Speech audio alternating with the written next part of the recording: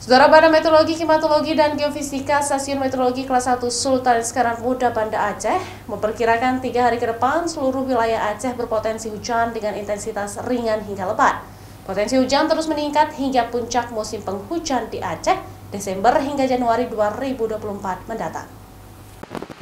Perakirawan cuaca BMKG Stasiun Meteorologi Kelas 1 Sultan Iskandar Muda Banda Aceh, Nasyitah Azhara Lubis menyebut, seluruh wilayah Aceh berpotensi hujan dengan intensitas sedang hingga lebat, terutama untuk wilayah barat selatan Aceh yang dikenal sebagai daerah non-zona musim atau non-zom, yang berarti daerah yang pola hujan rata-rata tidak memiliki perbedaan yang jelas antara musim kemarau dan musim penghujan. Hujan dengan intensitas sedang hingga lebat juga berpotensi terjadi untuk wilayah Aceh Besar, Sabang, Banda Aceh, bagian utara, timur, dan tengah Aceh.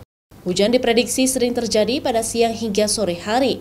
Semakin tingginya intensitas hujan di musim penghujan ini, warga dihimbau untuk waspada terhadap bencana hidrometeorologi seperti banjir maupun longsor. Kondisi cuaca untuk 3 hari ke depan wilayah Aceh bervariasi, yaitu dari intensitas ringan hingga lebat. Khususnya untuk wilayah barat selatan Aceh diprediksi ada potensi hujan dengan intensitas sedang hingga lebat. Kemudian untuk wilayah Banda Aceh, Aceh Besar, Sabang, PD Jaya Aceh bagian tengah, kemudian wilayah Aceh bagian utara kita perakirakan hujan dengan intensitas sedang hingga lebat. Dan untuk wilayah timur Aceh masih juga potensi hujan dengan intensitas sedang hingga lebat. Sementara itu, seiring intensitas hujan yang semakin sering terjadi, juga berdampak pada kecepatan angin. Angin berasal dari wilayah selatan hingga barat Aceh dengan kecepatan 5 hingga 30 km per jam dan masih aman untuk nelayan dan pelayaran.